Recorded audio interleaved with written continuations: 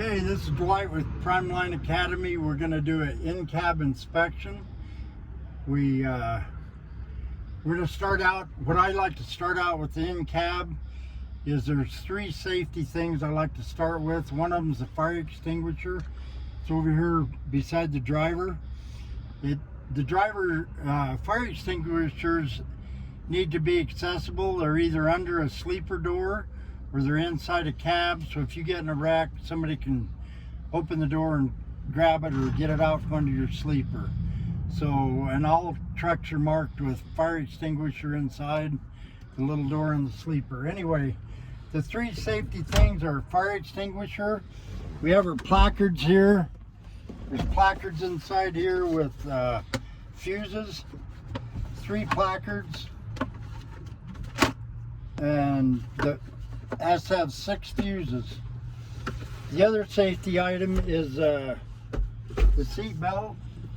The seat belt is not excessively worn. It's mounted secure. It's adjustable. The locking mechanism works in it. Then we're going to start top to bottom, front to back. Start out with the windshield again. We mentioned it on the outside of the truck on the pre-trip, but it doesn't hurt to mention it again. The windshield is not cracked, not excessive chips. It's clear. It's mounted secure with the rubber around it. The rubber seal is not have any missing rubber on it, and it seals it and holds the window in good condition. So we're going to look at the wipers. We want to turn them on and show the tester that the wipers are mounted secure, the blades are good, also that it has water, that it has washer fluid in it. Then after the wipers, we're going to turn on the defroster, both hot and cold. The defroster has to work. We're going to, on this side of the truck, the other thing is the air horn. We have an electric horn and an air horn. Sometimes it doesn't work. We're going to see if it'll work.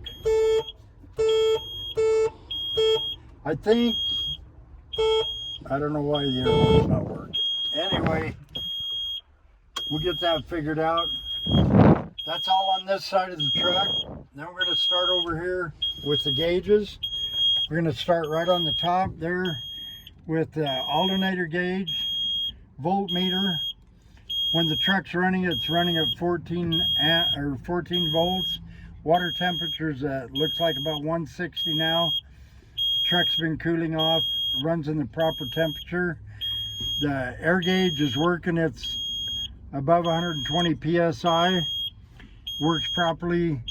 The oil is showing no pressure now. When the truck's running, it'll be up around 30, and it fluctuates with the engine RPMs.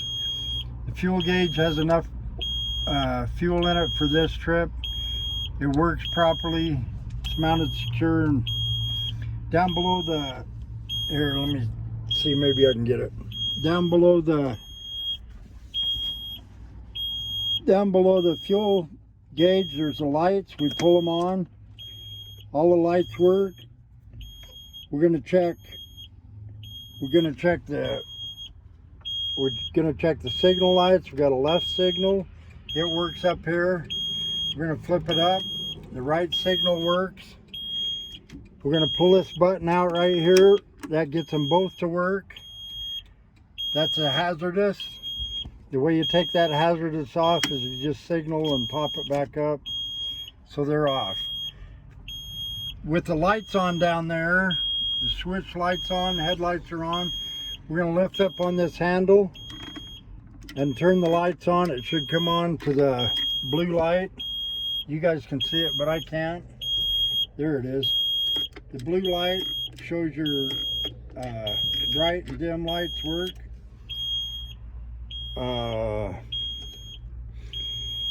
You don't have to talk about the tach, but it's nice to tell them that tach does work and the speedometer does work when you're out on the road.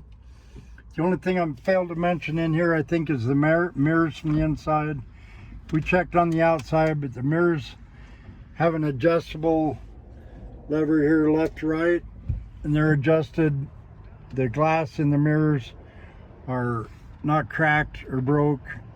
They're in good shape. Anybody think of something I forgot? We're going to talk for a second about this trailer brake. This trailer handle brake is an air application for the trailer. Most of the testers don't want to know about it. When you test your trailer brakes with these valves, they're on full spring applied. They're applied as much as they can. You can also use this valve once you hook up to a trailer, you start pulling away. You can reach up and put a few pounds on it to see if your trailer brakes are working. If they're working at 3 or 5, 10 pounds, you're pretty good. If you're pulling this down to 20, 30, 40 pounds, you better go get your brakes adjusted.